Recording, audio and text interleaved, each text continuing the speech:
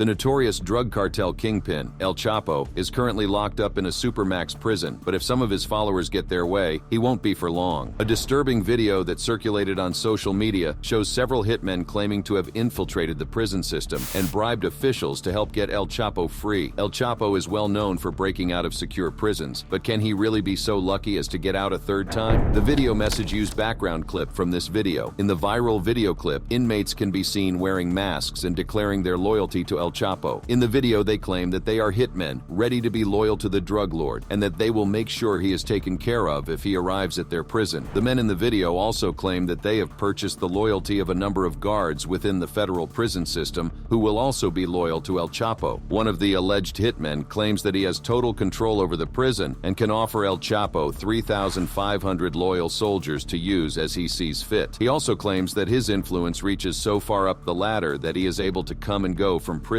as he pleases. The makers of the video promise that if El Chapo wants to go free, they will make it happen. You, like anyone who has seen the video, are likely wondering if these men actually have any chance of freeing El Chapo from prison. You may also be wondering why they would want to and what makes them so loyal to the drug kingpin. Well, El Chapo is a very powerful cartel leader who has pulled off some wild stunts in the past. He also had a lot of money and influence before his arrest. Here is some of El Chapo's story and why these prisoners might want to emulate his success. Who is El Chapo? You've definitely heard the name El Chapo, but you may not be totally sure who he is and everything he's been involved in. I'd say that El Chapo wasn't always the ruthless drug lord you may know him as today, but the truth is he has spent most of his life building his way to where he is now. Born Joaquin Archibaldo Guzman Loera, El Chapo was raised on his family's farm. He dropped out of school at a young age to help his family sell oranges to support themselves because they were struggling financially. El Chapo's father could be abusive at times, causing him to flee to the safety of his nearby grandparents' house. It is possible growing up in such a violent setting as a child is what led to him becoming more violent as he got older. Guzman was just 15 years old when he decided to join the drug trade, perhaps to escape the life of poverty he had grown up in. Already knowing how to grow his own marijuana, Guzman started his own plantation where he would produce the drugs which he could then sell to support his family. During this time in his youth, he earned the nickname El Chapo, which refers to his short and stocky frame. Deciding he wanted bigger opportunities than he could create on his own, El Chapo left home to work with his uncle, Pedro Aviles Perez, a significant player in the Mexican drug trade at the time. Aviles, also known as El León de la Sierra, was one of Mexico's earliest drug smugglers. It was he that first figured out how to transport marijuana from Mexico into the United States using airplanes. He would fly small planes from Mexico to the San Luis Valley in Colorado, where the drugs would be picked up for distribution in the U.S. Aviles took a young El Chapo under his wing and taught him what he needed to know to be a successful drug smuggler. This mentorship only lasted until 1978, when Aviles was shot and killed by members of the Mexican military. His body was found on the side of the road next to a shot-up truck with more people dead inside. Once he had finished working with Aviles, El Chapo moved on to join what was at the time the largest and most powerful criminal organization in Mexico, the Guadalajara Cartel. This cartel was formed by Miguel Ángel Félix Gallardo, Rafael Caro Quintero, Ernesto Fonseca Carrillo, and Juan José Esparragoza Moreno, with the goal of smuggling drugs from Mexico to the United States. While the founders had positions of power within the organization, Gallardo was called El Jefe de Jefes, or the boss of bosses. What set the Guadalajara cartel apart from many other drug smuggling operations in Mexico at the time was that they were one of the first to begin working with Colombian drug lords to smuggle cocaine. This offered them a much more lucrative business than cartels that simply smuggled marijuana and allowed them to gain more power and influence over large sections of the country. When he began working for the cartel, El Chapo worked for Hector Luis Palma Salazar, aka El Güero, which translates to the warrior. While working with Palma, El Chapo proved his worth to the Guadalajara cartel by flying airplanes full of drugs from Sierra Madre to areas near the U.S. border, similar to the methods first used by his uncle Pedro Aviles Perez. Another way that El Chapo established a reputation for himself was through his no-nonsense attitude toward drug shipments. If anything went wrong, El Chapo would find the smuggler responsible and shoot him in the head himself. This ruthless attitude and dedication to having successful runs inspired El Chapo's bosses to give him larger shares of the business. Eventually, El Chapo would be introduced to El Jefe de Jefes, Miguel Ángel Félix Gallardo. Impressed with El Chapo and seeing potential in him, Gallardo brought him on as his own personal chauffeur. Gallardo gained more trust in El Chapo over time, eventually giving him control over coordinating shipments of cocaine from Colombia to Mexico. During this time, El Chapo continued working with Palma as well, who would ensure that the shipments El Chapo organized arrived properly. While the transport of cocaine from Colombia to the U.S. made El Chapo and his fellow Guadalajara cartel members a good amount of money, they were still in direct competition with Colombian cartels, using what was known as the Florida Corridor to transport cocaine. This was a method of shipping cocaine from Colombia to the Caribbean and then into Florida without going through Mexico, cutting the Guadalajara cartel out of the process. This began to change when, in the 1980s, the U.S. government began actively combating drug trafficking efforts by Colombian cartels, like the Medellin cartel led by Pablo Escobar. As it became more difficult for these cartels to deliver cocaine to the United States, the Guadalajara cartel suddenly had increased business from Colombian producers of cocaine. This made the Guadalajara cartel much more powerful than it already was, which was good and bad for its members. With this increased activity also came increased scrutiny from law enforcement. Though El Chapo wasn't powerful enough quite yet to be the main target of these investigations, his boss, Miguel Angel Felix Gallardo, was. Gallardo did not expect one of his newer employees, Enrique Kiki Camarena Salazar, was actually an undercover DEA agent. He quickly learned his mistake about trusting Camarena when the agent raided a large marijuana plantation. In retaliation, Gallardo decided to put a hit out on Camarena. Members of the Guadalajara cartel helped Gallardo kidnap and torture Camarena before they eventually killed him. This action would ultimately lead to the capture of Gallardo. Gallardo was arrested in 1989 and put in prison for his part in the ordeal, as well as his activities in the drug trade. While this was bad news for the Guadalajara cartel, it was about to become very good news for El Chapo. With Gallardo behind bars, it was decided that the best thing to do was to split up the territory controlled by the Guadalajara cartel into smaller sections. Each of these sections would be put under the supervision of trusted members of the cartel and become their own new smaller entities. The new groups formed were the Tijuana cartel, the Juarez cartel, and the Sinaloa cartel. Thanks to his high-ranking status and the support of Gallardo, El Chapo became the head of the Sinaloa cartel alongside his longtime collaborator Hector Luis Palma Salazar and Ismael El Mayo Zambada. Now the leader of his own cartel, El Chapo had quite the empire set up for him. Though he mainly stayed in Guadalajara and Agua Prieta to help run drug smuggling operations, he owned dozens of properties throughout Mexico. These residences doubled as places to store drugs, weapons, and large amounts of cash. Many were purchased by other people and registered under false identities so that none could be traced back to El Chapo. He also owned a variety of ranches where locals would work for him, growing marijuana and opium to sell. Much like his late uncle, El Chapo proved to be quite the innovative drug smuggler. He came up with the idea of using tunnels that ran beneath the U.S.-Mexico border to smuggle drugs out of the country more easily. He and Palma also began packaging food cans full of cocaine and having them shipped across the border in average food trucks. In one raid, authorities found 7 tons of cocaine. Life seemed to be going well for El Chapo, but if gangster movies have taught me anything, success in the drug business is always followed by a major downfall. For El Chapo, things started to go south when conflict began to brew between the Sinaloa cartel and the Tijuana cartel run by the Arellano Felix brothers. The Arellano Felix brothers and their loyal crew had planned on staging a coup against fellow Tijuana cartel leader Javier Caro Payan, aka El Doctor. Unhappy that the Arellano Felix brothers were stirring up trouble amongst the old Guadalajara cartel factions, El Chapo sent one of his trusted men called El Rayo to go speak with them. Instead of meeting with El Rayo, the Arellano Felix brothers had him killed as a message to El Chapo and the Sinaloa cartel. While it may have been meant as a warning, the Sinaloa cartel wasn't about to sit back and let the brothers kill their men. Open conflict broke out between the two cartels, with death counts climbing at alarming rates. The Arellano Felix brothers were keen on taking out El Chapo, letting him know of their intentions by detonating a car bomb outside of his residence. Later, El Chapo's life would again be put in danger when Tijuana cartel members shot at his car with AK-47 rifles. He somehow managed not to get hit by any of the bullets, but knew it was time to leave. Shortly after the assassination attempt, El Chapo was waiting at the airport for a flight out of the state, hoping to get away from his rival cartel's hitmen. The Arellano Felix brothers got word that El Chapo was at the airport and sent a team of gunmen to take him out. In a case of mistaken identity, the gunmen targeted the wrong car in the airport parking lot, killing a cardinal instead of El Chapo. The death of a high-ranking member of the church outraged the public, and swift measures were taken to crack down on cartel violence in Mexico. On the run from both the rival cartel and the law, El Chapo decided he would leave Mexico altogether. He fled to Guatemala, where he planned to cross over into El Salvador with his wife and a few of his bodyguards where they could lay low. However, the Guatemalan border officers who El Chapo bribed decided to alert authorities of his whereabouts. El Chapo was extradited from Guatemala back to Mexico, where he was sentenced to over 20 years in prison for his illegal activities. He was sent to a maximum security prison where he was expected to serve his sentence. Of course, if you are even a little familiar with El Chapo, you probably probably guessed what happened next. El Chapo, the escape artist. Now you might think the notion of El Chapo getting busted out of jail by these cartel hitmen is unlikely, but it wouldn't exactly be out of the ordinary for the Sinaloa cartel boss. Shortly after his first arrest, the United States and Mexico signed an extradition treaty that would allow prisoners from either country to serve out their sentence in the other. Extradition to the U.S. would also likely mean El Chapo would face further convictions for his crimes on the other side of the border. Fearing extradition and extra prison time, El Chapo bribed a maintenance worker named Javier Camberos to help him escape from prison. The plan was actually relatively simple. Camberos hid El Chapo in a laundry cart and just wheeled him out of the prison and into a truck that was waiting outside. Camberos drove El Chapo away from the prison, eventually stopping at a gas station. When he was inside, El Chapo left on foot, likely knowing that the police would be looking for the truck once they figured out what happened. Camberos and several others who were in on the plan ended up getting arrested, but El Chapo had successfully escaped. He moved around the country hiding in remote areas and managed to evade being recaptured by the police. Of course, El Chapo was a bit too ambitious to stay quiet for long. Once the heat had died down a bit, it was back to business as usual running the Sinaloa cartel. In fact, El Chapo only escalated the activity of his cartel following his escape, even breaking the non-aggression agreement between the major drug cartels. This led to a war between the cartels that lasted years and saw over 60,000 people dead. Although El Chapo was wanted by both the American and Mexican governments, he was able to evade capture by staying away from major cities where he could easily be spotted and reported. Instead, he stuck to rural areas that gave him plenty of time to get away before police could arrive. He also relied on the silence of local people who were likely too intimidated to speak up about having seen El Chapo. Over time, El Chapo began to get a bit bold with his travels, even attending a family reunion in Sinaloa. This resulted in authorities catching up with him at his former wife's house. However, El Chapo again evaded capture using an underground tunnel to escape, while authorities struggled to break down his enforced doors. Finally, after 13 long years of evading capture, El Chapo was found hiding out in an apartment building protected by some of his bodyguards. Authorities raided the building where he was staying with his wife and 2 daughters, finally managing to capture him. Between his escape, former crimes that he had never finished serving for, and new charges brought against El Chapo, his new prison sentence totaled somewhere between 300 and 400 years. Although there were talks of possibly extraditing him to the United States, El Chapo ended up in a maximum security prison in Mexico. Not too long after being put back in prison, the guards watching El Chapo noticed something strange. He had walked away from the main area of his cell and into a shower, which was a blind spot on their cameras. While that alone was normal, what wasn't is that El Chapo did not reappear for over 20 minutes. When guards went to go check on El Chapo, they were astounded by what they found. Hidden in the shower area of El Chapo's cell was the entrance to a tunnel that led down below the prison. Upon examining the tunnel, authorities found a ladder that El Chapo had used to climb down and a rail system. The rail system had a vehicle made out of a modified motorcycle and some crates which were used to transport digging equipment and dirt back and forth from the prison to the house at the other end. Only a year after his arrest, El Chapo was back out in the world a relatively free man. Of course, the authorities were hot on his heels, not keen to let him stay hidden for another 13 years. The Mexican military, with aid from the U.S. military, launched a joint operation to recapture El Chapo known as Operation Black Swan. When the Joint Forces team arrived at a house in Los Mochis, Sinaloa, they knew they were going to find some of El Chapo's most loyal men. Sure enough, there were plenty of cartel members ready to fight for their boss's freedom, and a firefight ensued. During the firefight, El Chapo himself was spotted, but he escaped in the way he was best at, through an underground tunnel. Once out the other end, El Chapo stole a car and began to flee, but was quickly pulled over by the police who had been notified of the stolen vehicle. At first, El Chapo offered the policeman a variety of bribes for his freedom, ranging from large amounts of cash to jobs within his organization. When it became clear they weren't going to take his offer, he told them that they were all going to die. 40 of the cartel's assassins were on their way to free their boss. Luckily, the arresting officers followed instructions from the military to bring El Chapo to a remote motel until reinforcements could arrive. From there, El Chapo was transported to the airport, with no more loss of life occurring that night. With El Chapo finally recaptured, the U.S. and Mexican governments began the long overdue process of extradition, so El Chapo could face charges in the U.S., as well as the ones he'd been convicted of in Mexico. El Chapo was wanted in 6 different U.S. states for a variety of charges related to his drug trafficking operations, as well as kidnapping and murder. Though some of the states he was charged with crimes and had the death penalty, as a condition of his extradition, El Chapo could not be sentenced to death. This doesn't mean that he was given a lenient sentence by any means. After his trial, El Chapo was found guilty of all charges brought against him. He was sentenced to life plus 30 years in the ADX Supermax prison in Florence, Colorado. He was also forced to hand over 12 $12.6 billion.